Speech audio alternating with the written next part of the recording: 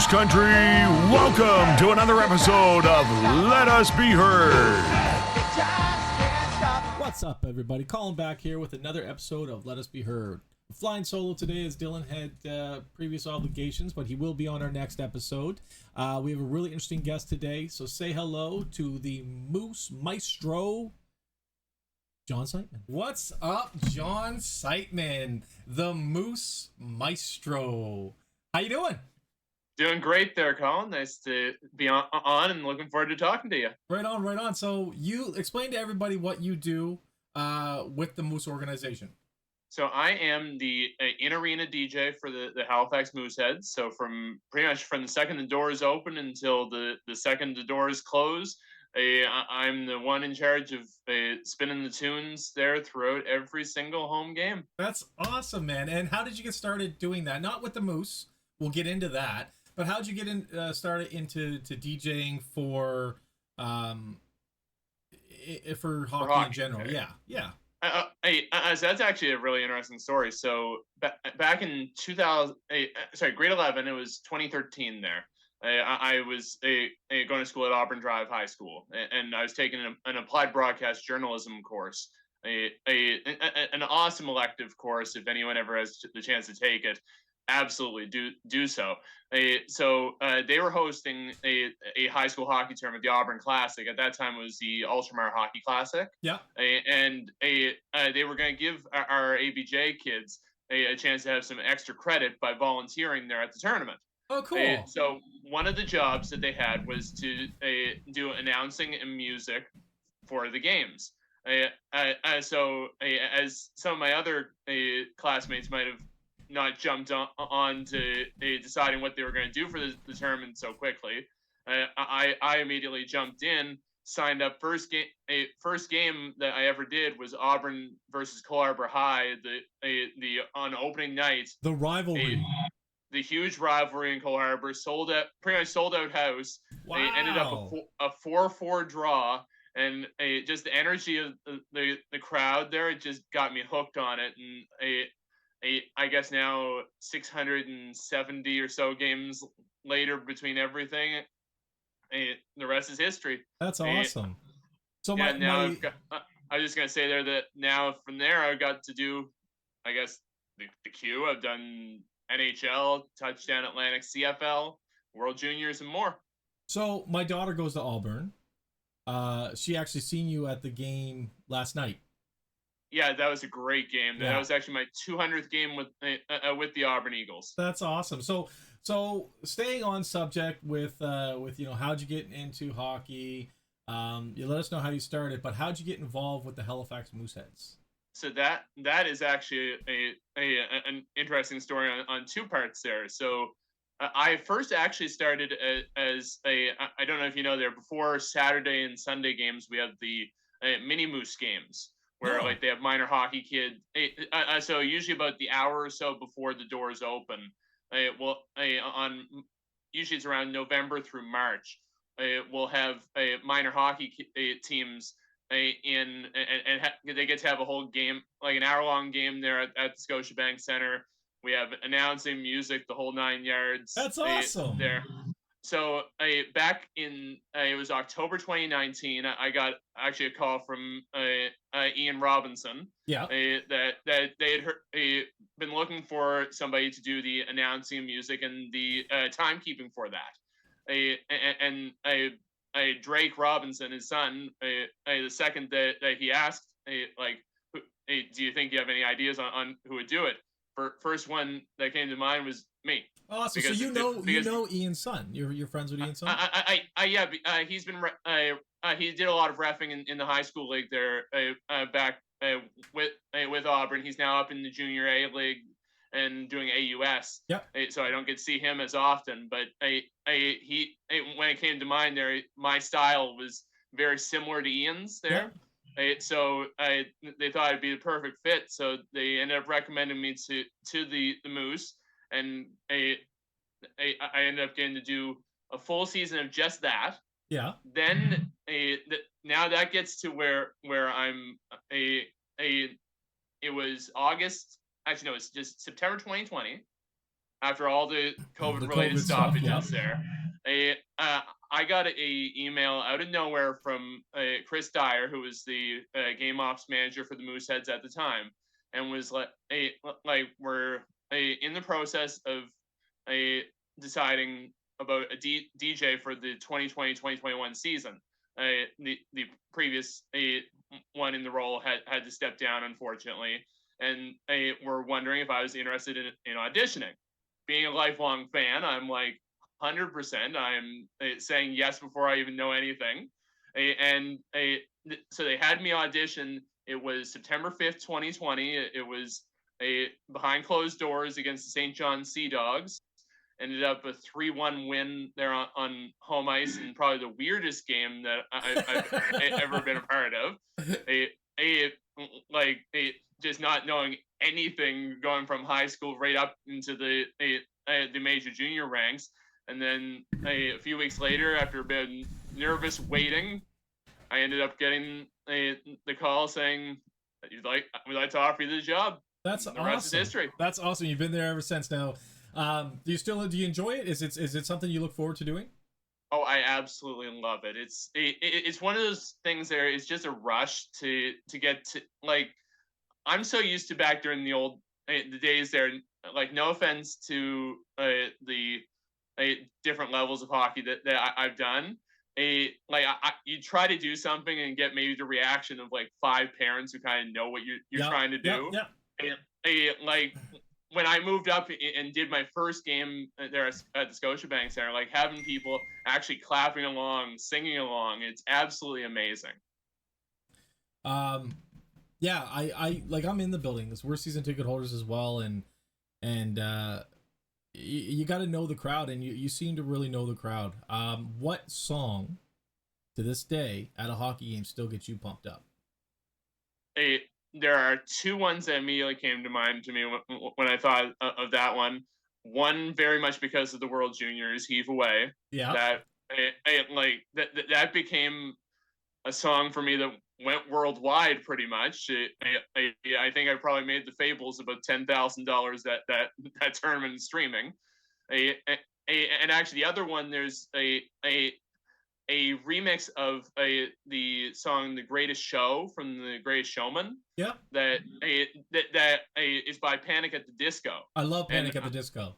I sometimes use that right after Ian's opening announcement, right after the scratches, just to kind of get everybody hyped.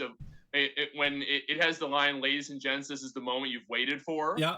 Yeah. Like, I think I used that in the playoffs, and it just got me totally hyped up. So I know this is an interview for you, a chat for you, but I'm going to tell a funny story about Panic at the Disco. So my brother-in-law got married, and it was an outdoor wedding, and I was into car audio at that time, so I had a beautiful system in my car, and we had parked at the park to go into the wedding, and when we came out, I didn't turn down the system when we first parked. So when I turned it on, we had Panic at the Disco blaring loud, and just as I turned the car on, the bride and the groom are walking out, and it goes, "The poor groom's bride is a whore." And I was like, "No! Turn down!"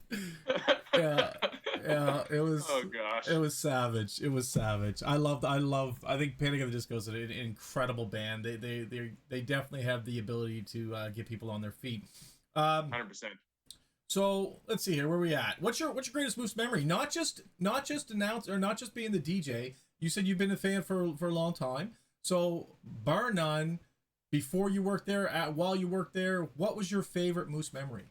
Well, I'll do 2 because one's an absolute cop out. Honestly, if anyone, no, actually, May 10th, 2013. President Cup on home ice. Okay. Yeah. I was lucky enough. I got tickets that day. Like, it was like 4 hours before the game. My mom's boss had season tickets and just happened to have one extra and gave it to me. And we were like about halfway up the upper bowl. And it was just a night that I don't think any Moose fan will ever forget. I wish I was there. I wasn't there. It was absolute dream. And that team is one there that like, just to see the star power that was on that squad, and to see where they've been now ever since. Yep. It's absolutely Yeah, amazing. that team will go down in infamy for the Mooseheads for sure. Oh, 100%. Yeah.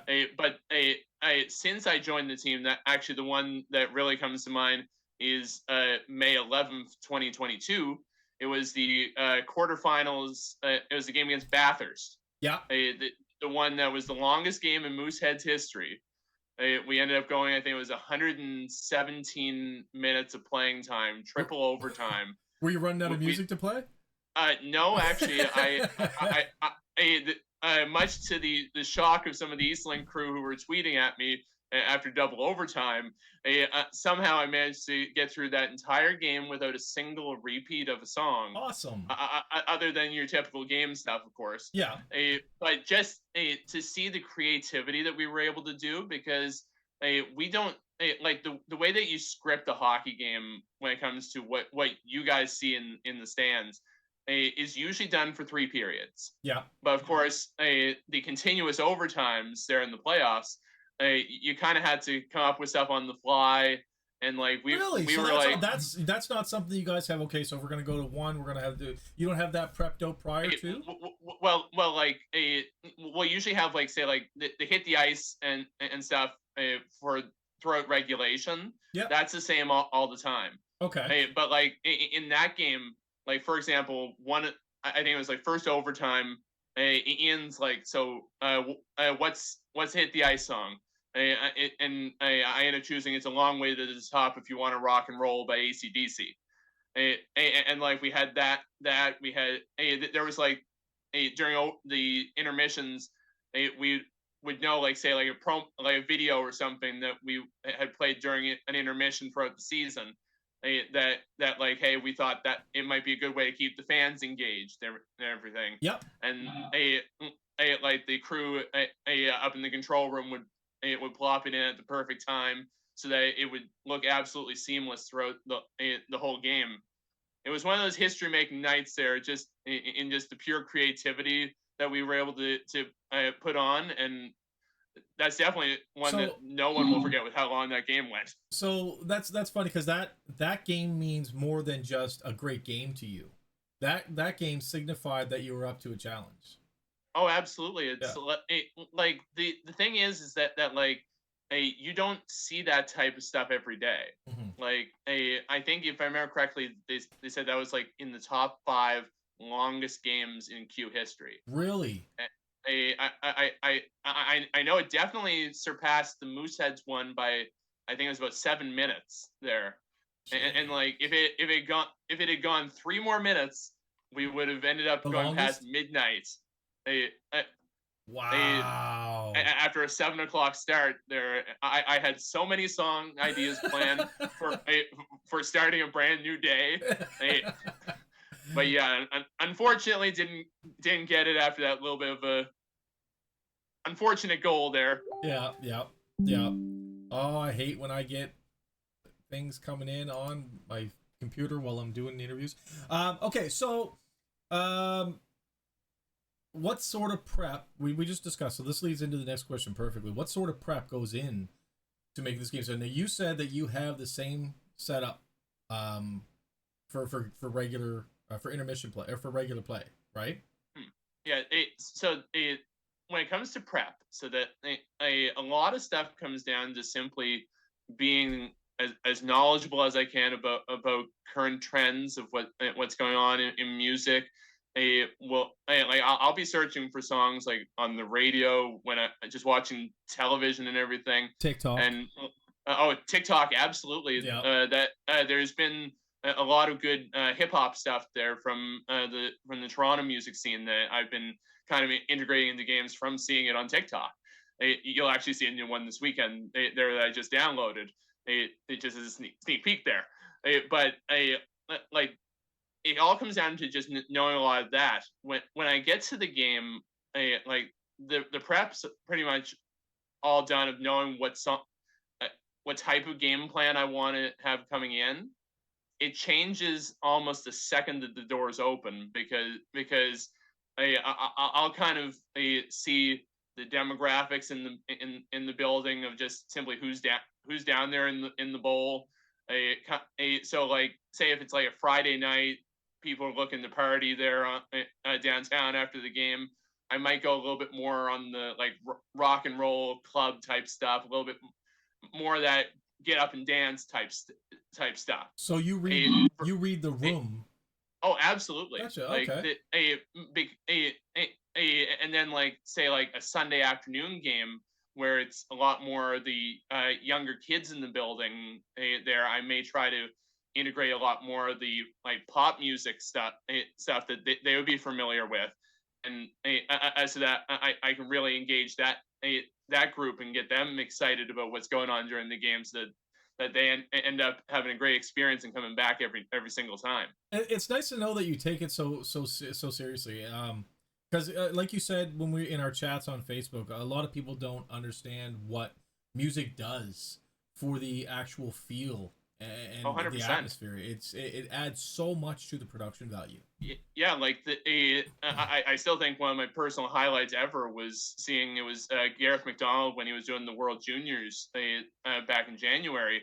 He had tweeted about a day or two later that he believed that the turning point of the entire World Junior Gold Medal game was when I dropped Mo River Shuffle with 45 seconds left in the third. That's awesome. Oh yeah, because like you look back at the video of that game, like Czechia was really pushing hard for a goal to try to shock everybody, and the second that we hit Mull River Shuffle, the place just started to like get up and dance, and it felt like a Cape Breton kitchen party. The boys woke up. And the boys woke up, and it got them out of the period, and that's what they needed to get to overtime and eventually win a World Junior title. That's awesome, man. That's awesome. So speaking of World Juniors, and we just talked about prep. Does the prep change from different facets of hockey, from regular season to playoffs to World Juniors, all the way to NHL? Because you just did another NHL, or actually your first NHL game, right? My first NHL. Your first NHL game. So does it change? And what was that experience like, by the way? So I'll go through the stuff there. For regular season and playoffs, it's fairly similar.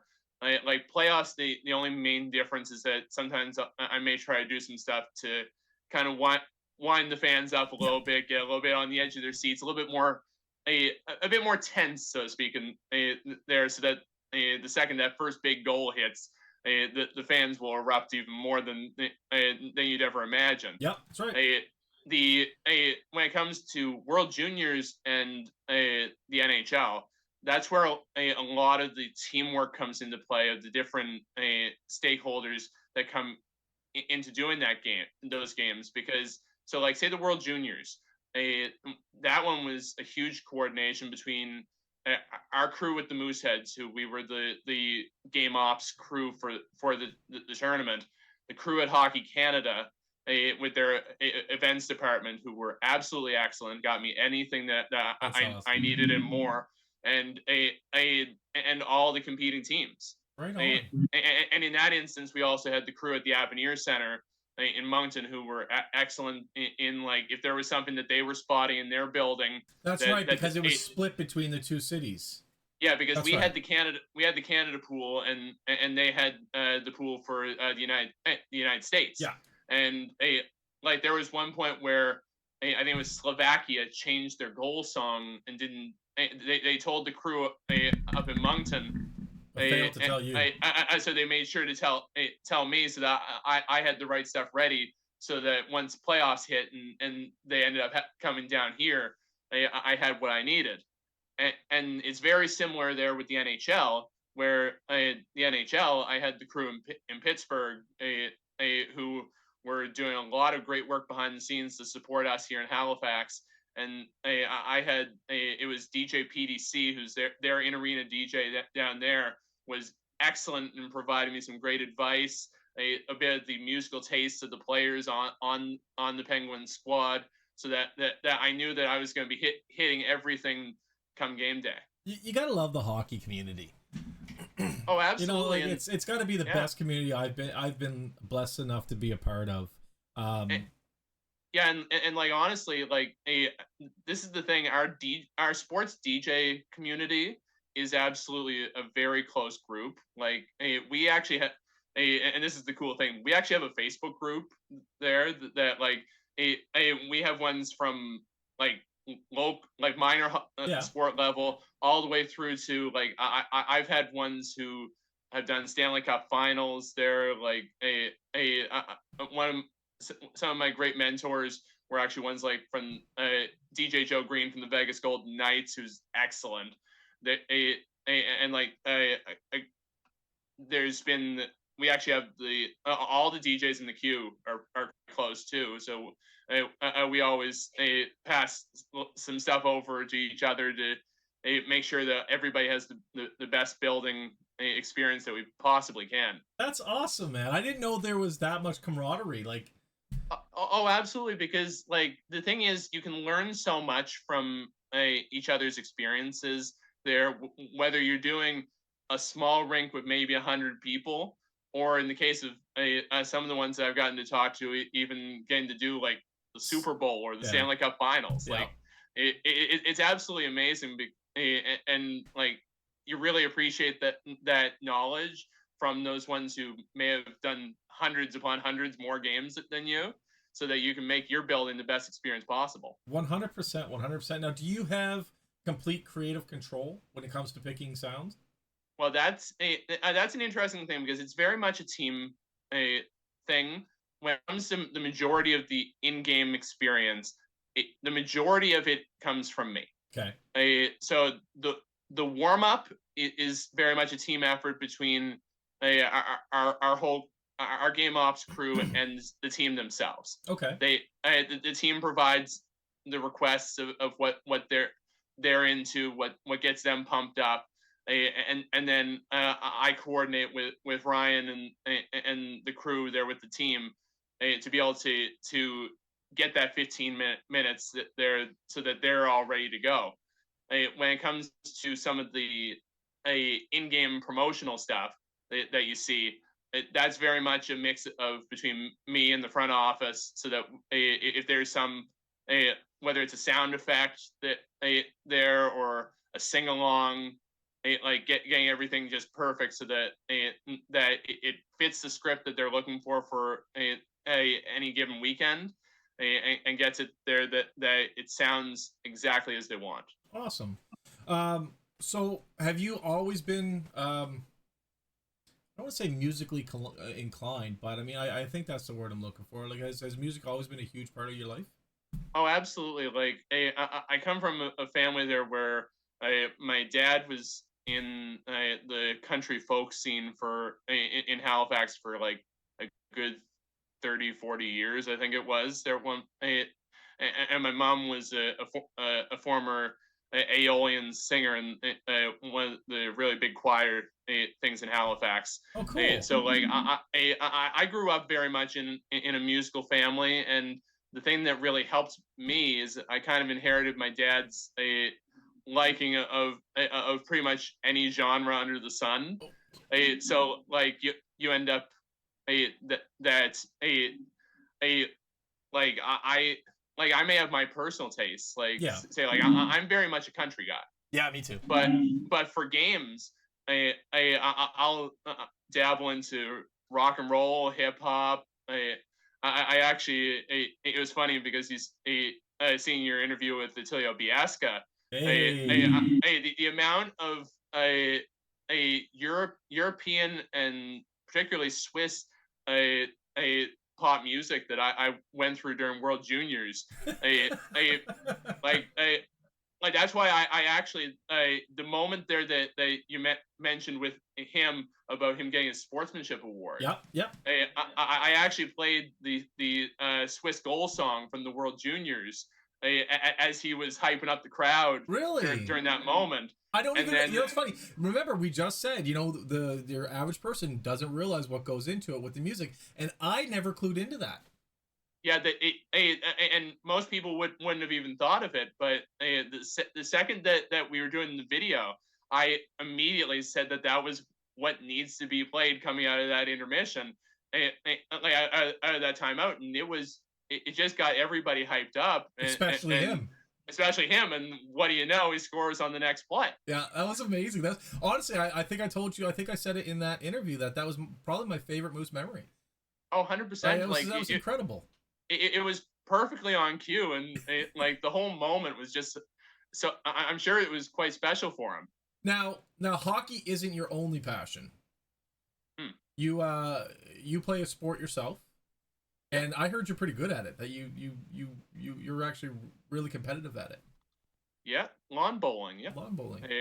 So I've been very fortunate there. I've now competed. I think it was 12 or 13 national championships there, representing Nova Scotia. Wow.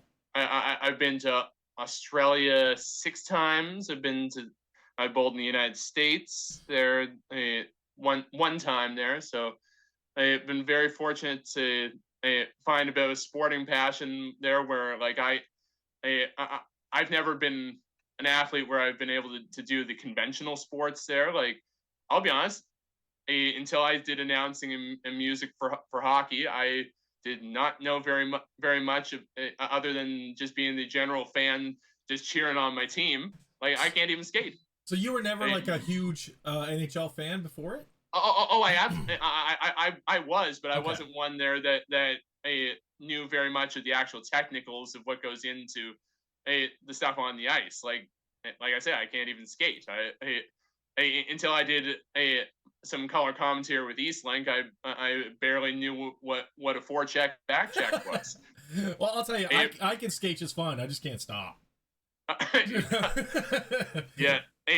But yeah, lawn bowls, it has been so fun because it's more mental than it is physical. Yeah. And like, I've been quite fortunate to be able to kind of find a niche in how I play, and it's managed to get me a few provincial championships, which I never thought I'd even get that as a very unathletic person. And yeah, so, I actually ended up coming silver last year in the nationals. Yeah, no, that's amazing, man. That's absolutely amazing. I've never won gold or silver for anything. But if I don't understand lawn bowling that well, because it's not like regular bowling. Yeah. It's very similar to, if you've ever seen bocce.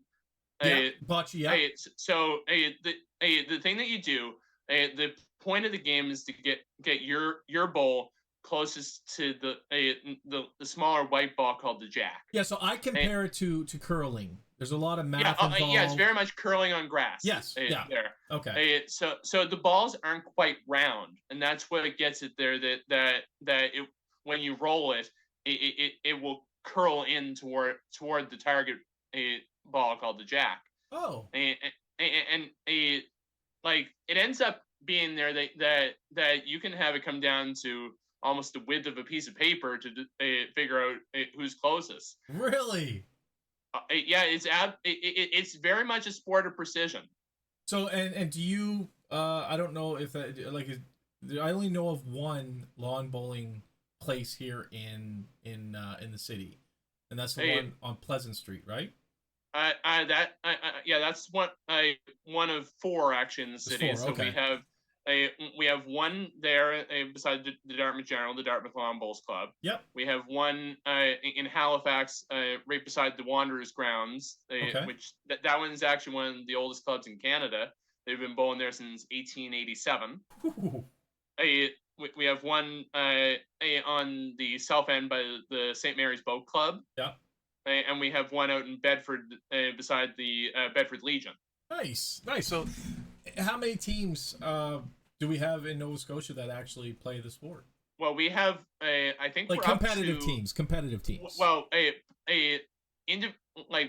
individual membership, we're up to over 500. Wow. Individual bowlers there, which considering the size of the sport of lawn bowls there is actually quite good. Yeah. We're actually almost back to pre-COVID levels of membership, which is exciting. We're hoping there come 2024 when most of the greens reopen for the summer season, we'll be able to get people out trying it, and hopefully show people that it's not just a sport for older people there.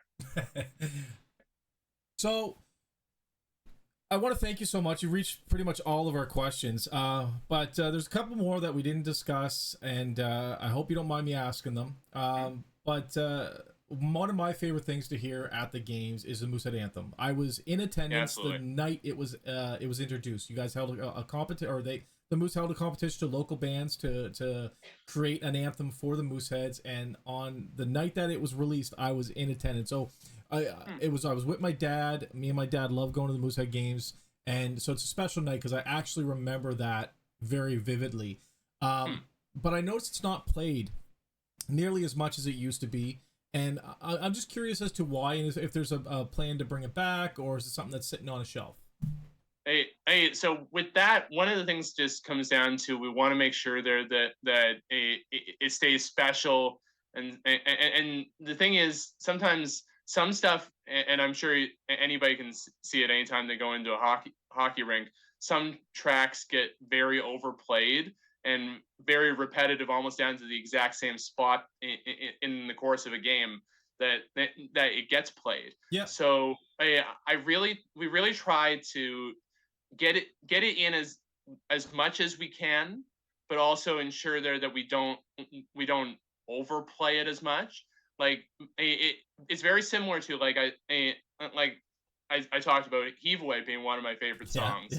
Of course, people got so used to hearing that one, between going from the World Juniors to actually the Halifax Thunderbirds now use it for their goal song. Oh, really? So they've been it's cued from a different position there when Chad put it together, but they use it for that now. So I try to get it there that rather than playing that every game, because I know fans do love it. Yep. I try to kind of space it out a little bit, so then it keeps that specialness to the track. I can understand that. You don't want it to get stagnant.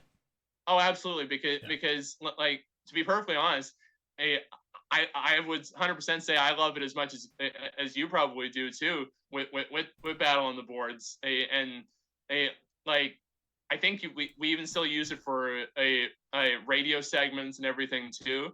I definitely try to get it in when I can. Yeah. So hopefully, fingers crossed, we'll be able to get it in maybe this weekend as a hand clapper. I'll try to send it to the people upstairs there and see if I can get it done. I have a feeling the boys are going to need it this weekend, especially Friday night playing. What is it, the Husky?